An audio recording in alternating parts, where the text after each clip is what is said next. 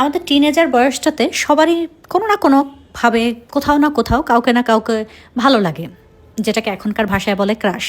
সেই ভালো লাগাটা যদি একেবারে ভালোবাসায় পরিণত হতো, সারা জীবন সেই ভালোবাসাটা থাকতো, কত সুন্দর হতো না? চলেন এমন একটা গল্প আজকে আপনাদেরকে শোনাই। আমার নাম প্রিয়া। ছোটোবেলা থেকে বেড়ে ওঠা, সব কিছু ঢাকায়। আমার বাবা একজন ব্যবসায়ী, আমার মা একজন অ্যাডভোকেট। তো সেই জায়গা থেকে আমার বাবা মা দুইজনই যেহেতু ব্যস্ত থাকতেন, তারা বাইরে থাকতেন। আমার বড় হওয়া বাসায় কাজের মানুষদের সাথে, আর আমি বাবা মায়ের একমাত্র মেয়ে।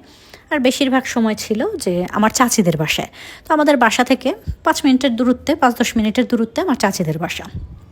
তো সেখানে হচ্ছে ছোটোবেলা থেকে খুব যাওয়া আসা, মানে বাবা মা যেহেতু দুইজনই বাইরে থাকতেন, চাচিদের বাসায় বেশিরভাগ থাকা হতো। আমার চাচাতো ভাই বোন 3জন, তাদের সাথে আমার ছোটোবেলাটা খুব কাটছে এবং খুব সুন্দর সময় ছিল। আমার চাচি খুবই আদর করতেন, ভালোবাসতেন। আমার চাচিকে আমি মনি বলে ডাকতাম।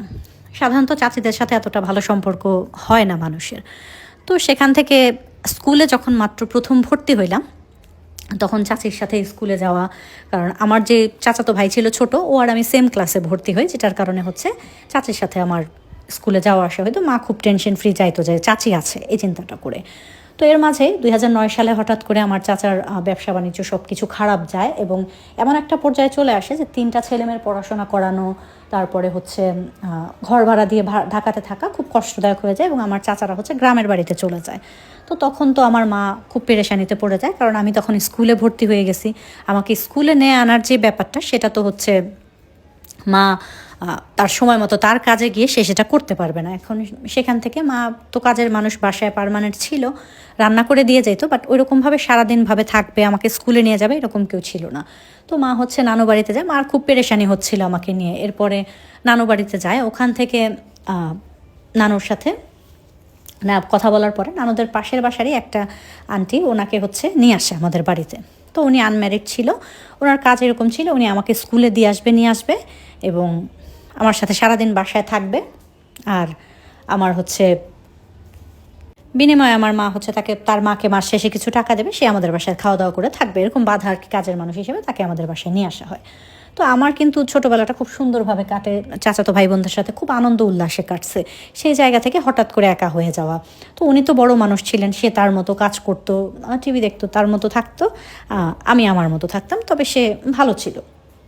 এভাবেই হচ্ছে আমার প্রাইমারিটা শেষ হয় এবং আমার প্রাইমারির পড়াশোনা শেষ হতে হতে ততদিনে ওই আমাদের বাসার যে কাজের আন্টিটা ছিল, ওনার বিয়ে ঠিক করা হয় ওনার বাড়ি থেকে, এবং ওনাকে হচ্ছে ওনার মা নিয়ে যায় ওনাদের বাড়িতে, নিয়ে ওনাকে বিয়ে দিয়ে দেয়।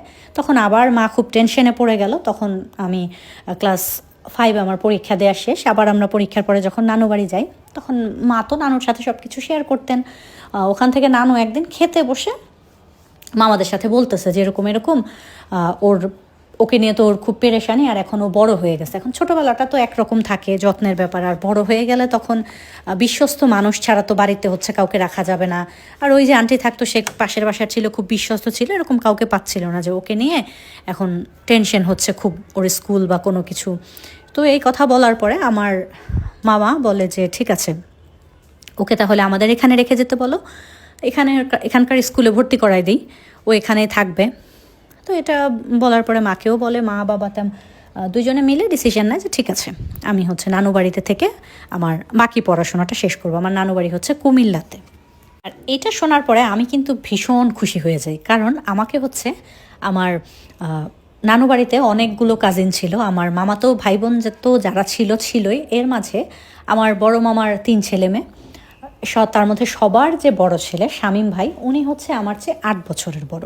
তারপরে দ্বিতীয় যে মেঝো ভাই, উনি হচ্ছে আমার চেয়ে 3 বছরের বড়। আর সবার ছোট হচ্ছে বোন, ও আর আমি সমান। তো ওর সাথে আমার খুব গলায় গলায় খাতির, মানে একদম বেস্ট ফ্রেন্ড টাইপের যেটাকে বলে। আমরা দুজন খুবই ভালো বন্ধু, কাজিনের পাশাপাশি। তারপরে আমার ছোট মামার 3 মেয়ে, আশেপাশের আরও আছে, সবার সাথে হচ্ছে খেলাধুলা, খুব সুন্দর সময়। তো আমি সবসময় বেশি মানুষের মাঝখানে থাকতে পছন্দ করি, সবার সাথে কথাবার্তা বলা, ঘোরাফেরা, এগুলো আমার ভীষণ ভাল লাগতো। তো আমি যখন শুনলাম যে আমি নানু বাড়িতে থেকে পড়াশোনা করবো, আমার তো বেশ ভালো লাগলো। ঘরে তো সারাদিন আমাকে একা থাকতে হয়, মা বাবা দুইজনই তেমন একটা থাকেন না, বাবাও কাজের ক্ষেত্রে বেশিরভাগ বাইরে বাইরে থাকে, বাসাতে ওরকম আসা হয় না। তো সব কিছু মিলেমিশে আমাকে নানু বাড়িতে দেয়া হলো, হাই স্কুলে ভর্তি করে ক্লাস 6-এ, এবং আমার মা বাবা দুজনের সম্মতিতে। তো আমার বেশ সুন্দর সময় কাটতেছে, সব কিছু নর্মাল চলতেছে। ক্লাস 6-এ পড়ি, তখন তো ছোটো মানুষ, সারাদিন খেলাধুলা, এগুলোই জীবনের মূল।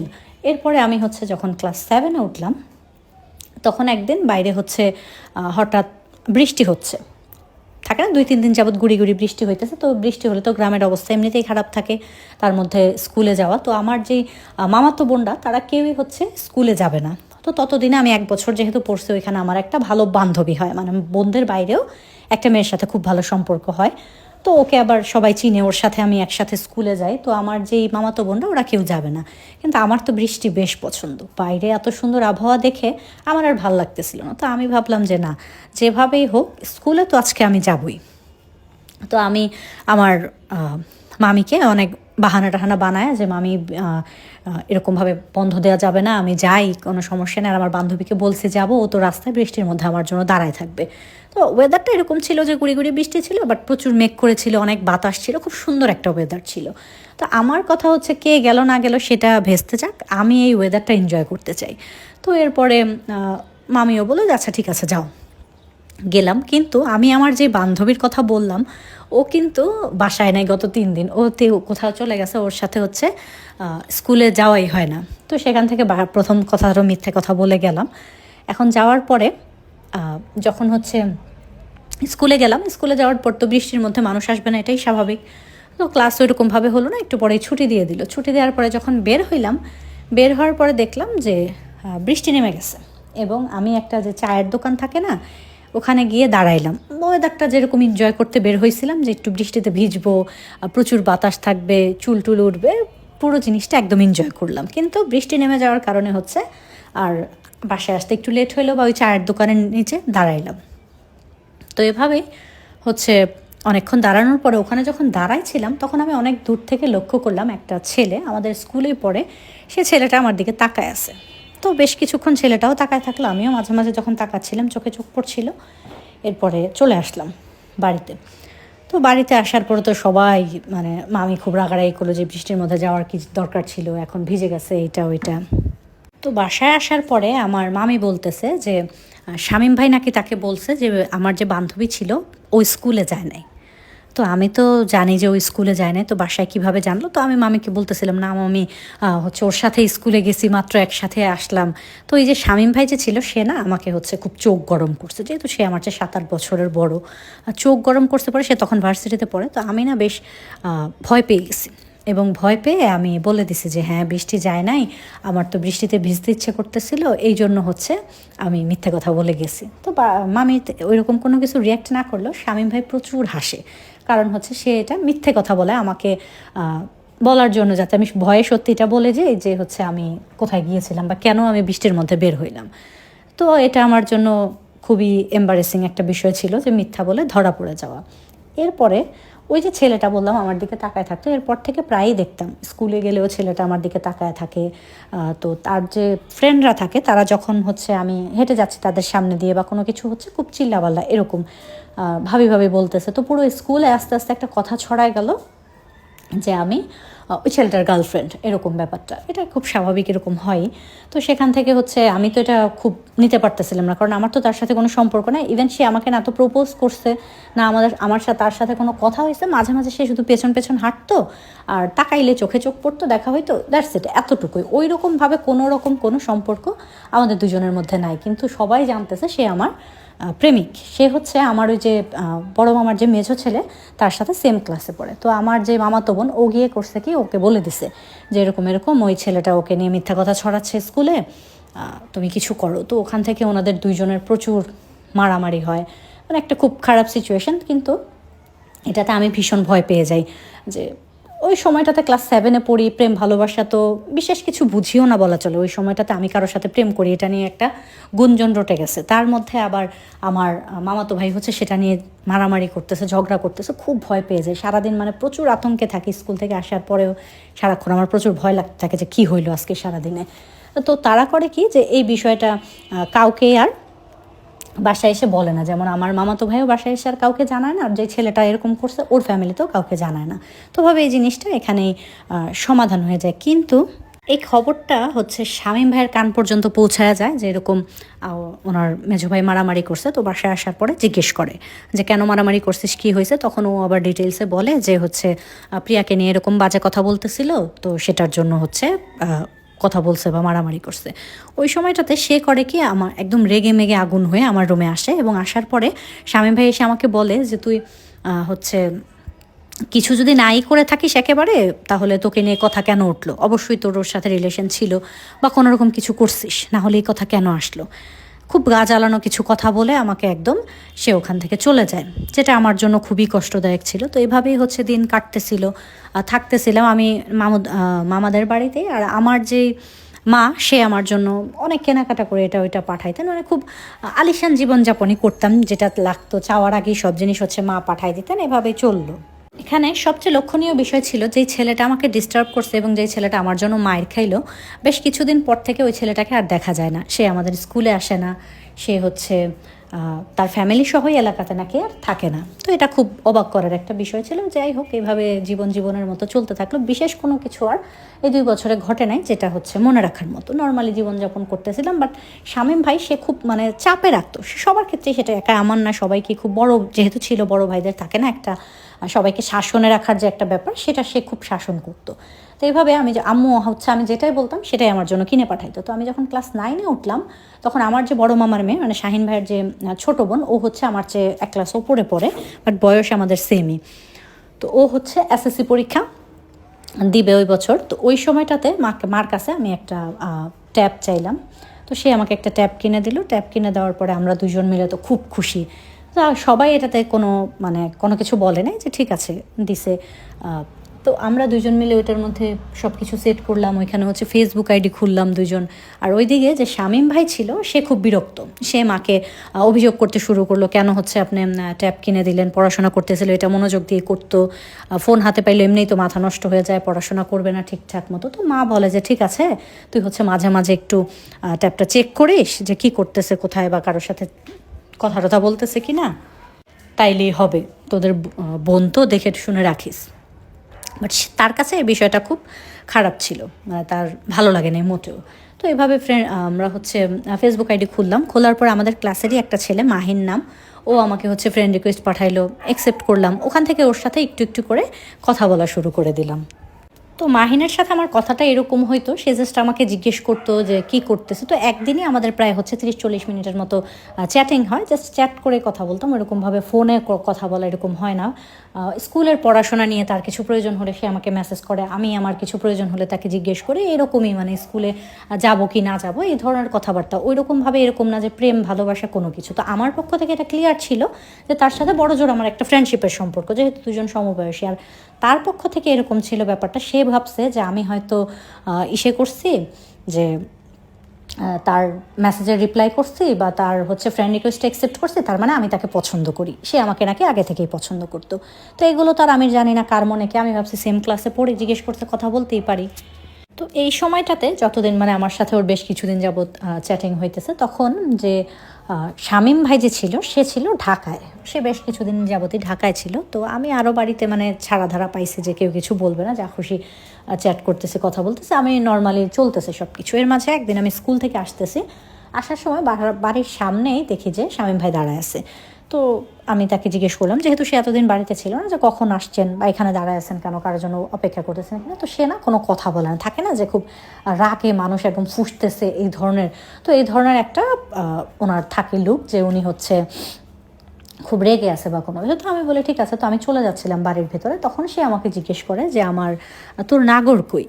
তো এটা কোন ধরনের কথা, যে আমার নাগর কই মানে কি? বলতেছে মাহিন কই, একসাথে আসলি না 2জন, নাকি আগে থেকে জেনে গেছিস যে আমি বাসায় চলে আসছি, সেই ভয়ে আসিস না, এবার নানান কথাবার্তা বলতেছে। তো আমি বলতেছি এগুলো কোন ধরনের কথা, আপনি কী বলতেছেন? তো আমাকে সে করে কি, রাস্তা থেকে একদম হাতে ধরে টেনে আমার নানুর রুমে নিয়ে যায়। তো শামীম ভাইয়ের ব্যাপারটা এরকম ছিল, পুরো ফ্যামিলিতেই সে থাকে না মধ্যমণি, একদম সবাই তাকে খুব ভালোবাসে, পছন্দ করে। আমার নানুর তো সে একদম ফেভারিট এই ধরনের ছিল। তো ওখান থেকে হচ্ছে নানুর রুমে গিয়ে সে একেবারে ডিটেইলসে নানুকে সব কিছু শোনায়, যে আমি হচ্ছে আগেই বলছিলাম ফুপিকে ফোন দিতে না, এখন সে ট্যাব কিনে দিছে, তোমার নাতনি প্রেম করা শুরু করে দিছে, এরকম এরকম একটা ছেলের সাথে দেখো কথা বলছে। তো সে আগে আসছে বাসায়, আসার পরে আমার আর যে আমার যে মামাতো বোন ওর ছবি দিয়ে ফেসবুক আইডিটা খুলছি, এবং ফেসবুক আইডি যে আবার লক করে রাখতে হয় সেটা তো তখন বুঝি না, আবার নিজেদের নামও দিয়ে খুলছি। তো তাকে যখন অ্যাড ফ্রেন্ডে দেখাইছে তখন সে তো ভেতরে গিয়ে দেখছে আমাদের দুইজনের ছবি। তো বাসায় এসে সে আমার যে মামাতো বোন ওকে জিজ্ঞেস করছে, বেচারি তো হচ্ছে ভাইয়ের ভয়ে সব বলে দিছে যে হ্যাঁ আমরা একটা ফেসবুক আইডি খুলছি, এবং আমার ট্যাবের পাসওয়ার্ডটা পর্যন্ত তাকে দিয়ে দিছে। আর সে একদম পুরো ট্যাব চেক করে দেখতেছে যে আমি হচ্ছে মাহিনের সাথে অনেক চ্যাটিং করছি, এবং মাহিন আজকে সকালেই মেসেজ করছিল যে হচ্ছে ছুটির পরে একটু দাঁড়াতে, তাই সে আমার সাথে কথা বলবে। তো এটা শামীম ভাইয়ের ধারণা ছিল আমি আর মাহিন হয়তো একসাথে দাঁড়াবো, তারপরে দুইজন হচ্ছে আসবো একসাথে বাসায়, এবং সে হচ্ছে আমাদের দুজনকে একসাথে ধরবে, এই জন্য সে রাস্তায় দাঁড়াইছিল। বাট আমি তোর সাথে আসিনি, আমি তো মেসেজটা দেখিই নাই। তো এগুলো সে সব দেখাইলো, বললো, এবং আমার ট্যাবটা নিয়ে গেল যে আজকের থেকে ট্যাব চালানো বন্ধ। খুবই আরও মানে হাজারটা কথা শোনাইলো, অনেক কিছু। তো আমি হচ্ছে বেশ কান্নাকাটি করতেছিলাম যে এটা আমি এগুলো করি নাই, আমার নানুকে বলতেছিলাম। তো আমরা তিনজনের মধ্যে এ ব্যাপারটা থাকলো, বাইরের আর কেউ জানে নাই। নানুর রুমে আমি, মাহিন ভাই, নানু আর হচ্ছে আমার মামাতো বোন। তো এই চারজনের মাঝে কথাটা থাকলো। বাট আমার বেশ খারাপ লাগলো, কারণ যে অন্যায়টা আমি করি নাই সেটার জন্য কথা শুনলে তো খারাপ লাগারই কথা। তো আমার বেশ বিরক্ত লাগলো, এবং আমি নানুর সাথেই মানে বলতে শুরু করলাম যে তার কি, সে কেন হচ্ছে আমাকে এই ধরনের কথা শোনাবে, তার কোনো অধিকার নাই, আমার ট্যাব নিয়ে নিছে, আমি তো সেই দুঃখে মরে যেতেছি। তখন গিয়ে আমার নানু বলে যে তোর উপর তো ওরই সবচেয়ে অধিকার বেশি, ও বলবে না কে বলবে, ও এরকম একটু একটু রাগ করবে, এটাই তোকে সহ্য করতে হবে। তো এই যে ছোট্ট কিছু কথা, এই কথাগুলো না একদম আমার ব্রেনে মনে হয় গেঁথে গেল যে এটা কোন ধরনের কথা, আমার উপরে তার অধিকার কেন থাকবে। তো ওই যে বললাম, গল্পের শুরুতেই বলছিলাম যে টিনেজার বয়সে এমন কিছু সময় আসে হঠাৎ করেই, কেন জানি না, কোনো কারণ ছাড়াই কাউকে আমাদের খুব বেশি ভালো লেগে যায়, এবং সেই ভালো লাগাটা এতটাই তীব্র হয়ে যায় যে জীবনের যত ভালোবাসা আসুক সেই ভালোবাসাটা কোনো দিন আর ওই জায়গাটা নিতে পারে না। তো এরকমই হয়তো আমি জীবনে কোনো দিন কারোর সাথে প্রেম করি নাই, কারোর সাথে মানে কাউকে ভালো লাগার ব্যাপারটাও আমার মাঝে কখনো আসে নাই। কিন্তু এই একটা কথা আমার জন্য অনেক ভারী ছিল, যেটা আমার বুকের মধ্যে একটা চাপা পড়া জিনিসের মতো হয়, যে আমার উপরে তার অধিকার আছে মানে কি, সে আমাকে পছন্দ করে বা ফ্যামিলি থেকে কেউ ভাবতেছে আমাদের নিয়ে, এটা আমার মাথায় চলতে থাকে। এরপরে তো ওই দিন থেকে আমার শুরু হলো শামীম ভাইয়ের প্রতি ভালোবাসার কাজ করা। তাকে দেখলেই আমার ভাল লাগে। এখন কেন ভাল লাগে সেটা বলতে পারি না, এতদিন তো তাকে খুব বিরক্ত লাগতো, কারণ সে সবসময় রাগারাগি করে, খুব ঝামেলা করে। এখন তাকে দেখলে আমার মানে কি বলবো, অন্যরকম একটা অনুভূতি হয় যে তাকে আমি পছন্দ করি, বা সেও মনে হয় আমাকে পছন্দ করে। কারণ যেটা আমি নানুর কথায় বুঝলাম যে তার আমার প্রতি অধিকার আছে। ফ্যামিলির সবাই হয়তো ব্যাপারটা জানে, ওই মানে নানান কিছু নিজের মনে মনে নিজে চিন্তা করে বসে আছে। তো এভাবে সময়ের মতো কাটতে থাকলো। সে থাকতো ঢাকাতে, সপ্তাহে 2-1 দিন বাড়িতে আসতো, আসলে হয়তো আমাদের একটু দেখা হয়তো, আর বেশিরভাগ সে আমাকে বকাঝকা করতো। এটাই ছিল সবচেয়ে মানে তার আর আমার পছন্দের বিষয়। তার সাথে এমন না যে সে হচ্ছে আমার সাথে খুব বেশি কথা বলে বা আমাদের খুব কথা হয়, এরকম ছিল না। তখন গিয়ে সে কী করতো, যে আমি স্কুলে যাচ্ছি, মানে বাসার সামনে থেকে একদম স্কুল অবধি আমি কী করতে করতে যাচ্ছি, কী করতে করতে আসছি, পুরো ডিটেলস তার কাছে থাকতো। আর সে হচ্ছে সপ্তাহে যেদিন বাড়িতে আসতো সেটা মানে সব একবারে শোনাইতো ডিটেলসে নানুকে যে আমি এটা করছি ওটা করছি। তো এভাবে সময়ের মতো কাটতে থাকলো। আমার ভালো লাগাগুলো আস্তে আস্তে ভালোবাসায় পরিণত হইতে থাকলো। আমি এখন মানে প্রেম, ভালোবাসা বা আমার দুনিয়া বলতে তাকেই ভাবি, তাকে দেখলেই আমার শান্তি, এরকম একটা কিছু আমার মধ্যে চলে আসছে। তো আমি যখন ক্লাস 10-এ উঠলাম, ওই বছর রোজার ঈদের জন্য আমার বাবা ডিসিশন নিলেন যে আমাকে ঢাকায় নিয়ে আসবেন। আমি একবার ঈদ করে, রোজার মধ্যে ঈদ করে তারপরে বাড়িতে নানুদের বাড়িতে আবার যাব। তো যেভাবে হচ্ছে বাবা আমাকে আনতে গেলেন। তো আমার যে খুব বেশি খুশি লাগতেছিল ব্যাপারটা এরকম না, কারণ ঢাকাতে আসলে হচ্ছে বাবা মা দুজনেই বাইরে থাকেন, আমাকে থাকতে হয় একা ঘরে।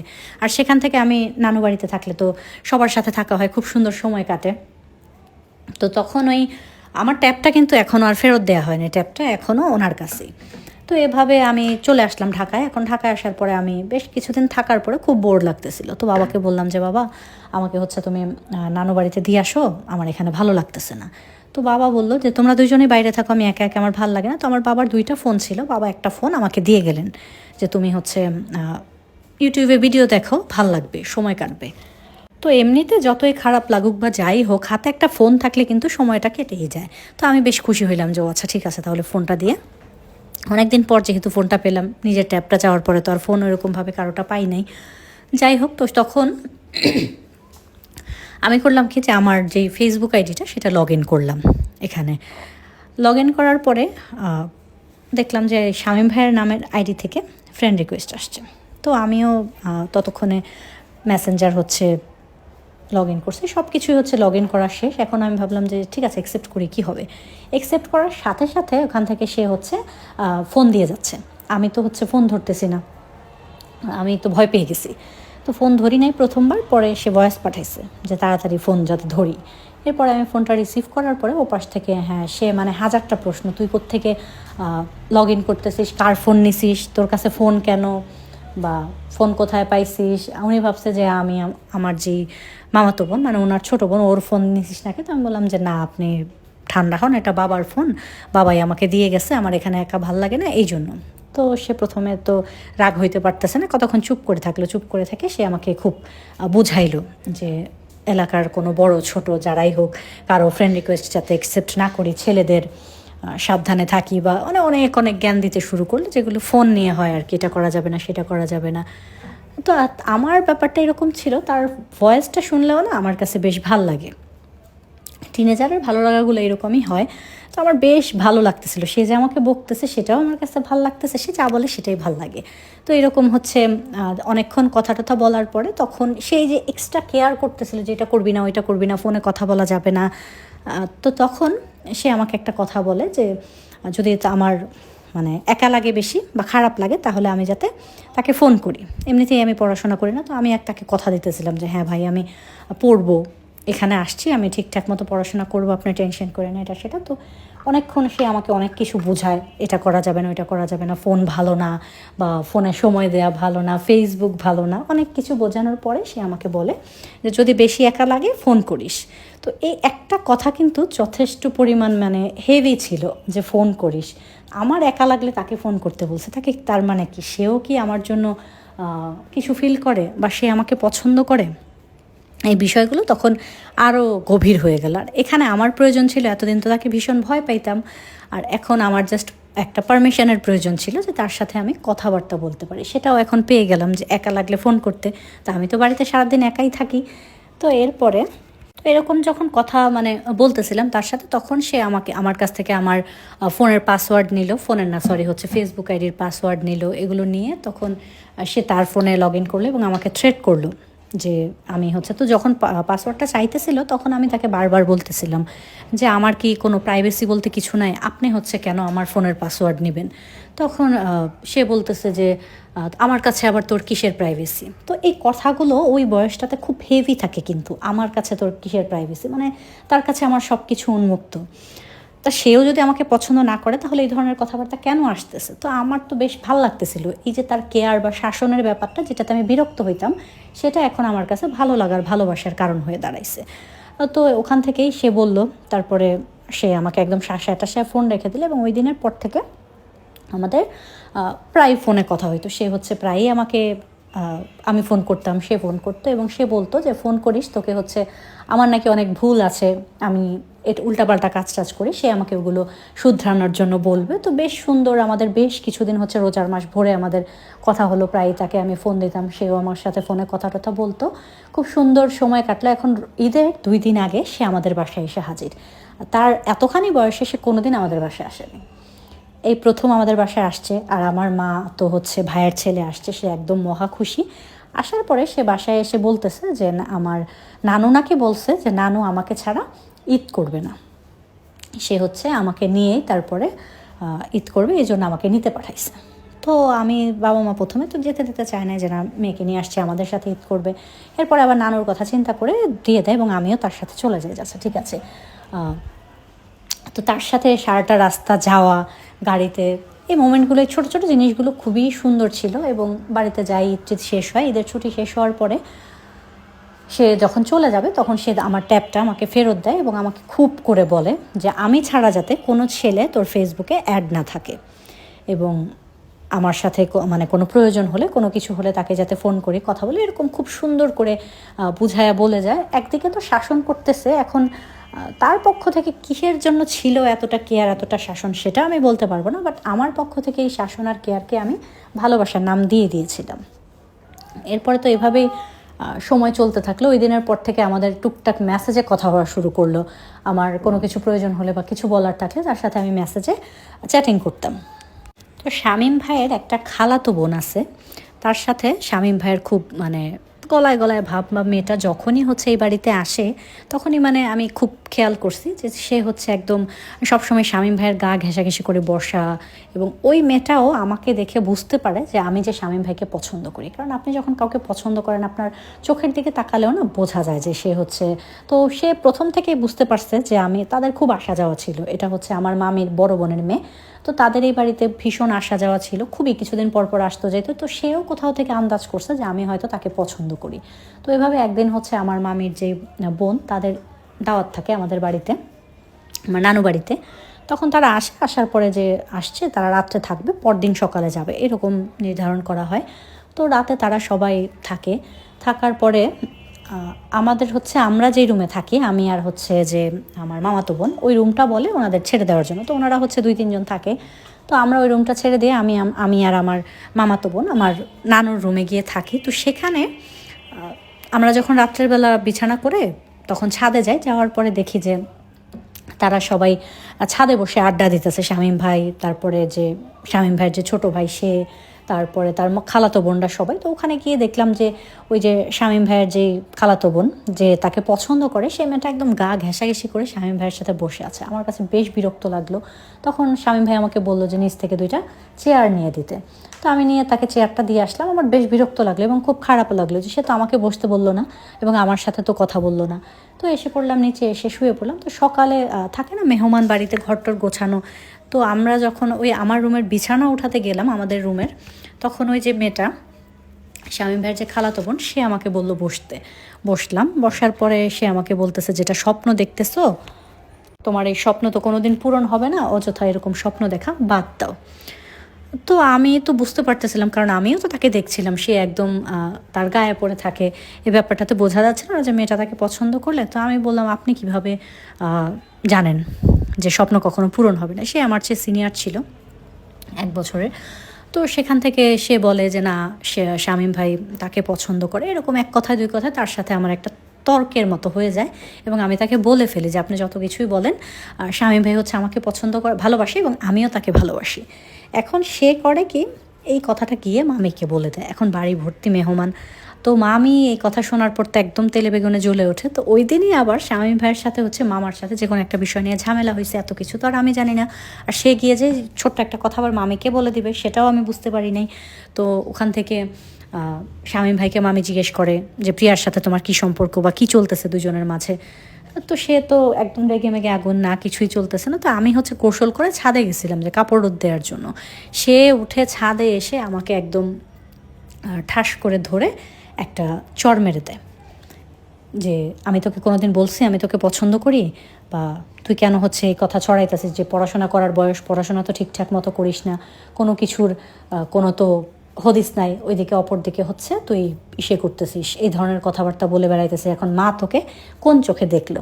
তো প্রথমে আমার খারাপ লাগাটা এরকম ছিল যে সে হয়তো ভাবতেছে যে সবাই আমাকে খারাপ ভাবে, এই জন্য আমার কেয়ার করতেছে, তখনও পর্যন্ত আমি এটাই ভাবতেছি। তো আমি বললাম যে মা কী ভাববে, তো আপনি কি আমাকে ভালোবাসেন না? তখন সে আমাকে বলে যে না, আমি তোকে ভালোবাসি না। এবং আমি ছাদ থেকে কান্না করতেছিলাম প্রচুর, যে সে আমাকে চড় মারছে, তার চেয়ে বেশি কষ্ট ছিল যে সে আমাকে বলে দিছে সে আমাকে ভালোবাসে না। তাহলে এই কথা বলা, এক্সট্রা কেয়ার করা, এগুলো কেন ছিল? তো আমি তো বসে বসে কান্না করতেছি। তো আমার ওই মামাতো বোন আমাকে বলতেছিল তো কান্না করিস না, বাড়ি ভর্তি মেহমান, সবাই দেখলে কি বলবে, চল নিচে চল। নিচে আসি, নিচে আসার পরে দেখি যে বাইক নিয়ে শামীম ভাই বের হয়ে চলে যাচ্ছে বাড়ি থেকে। তো এরপরে কি হইল, শামীম ভাইয়ের সাথে কি আদৌ আমার প্রেমটা হইল বা বিয়েটা কার সাথে হইল, নেক্সট গল্পটা আমরা নেক্সট পার্টে শুনবো। আজকের জন্য এতটুকুই থাক। তো কেমন লাগলো গল্পটা সেটা অবশ্যই জানাবা।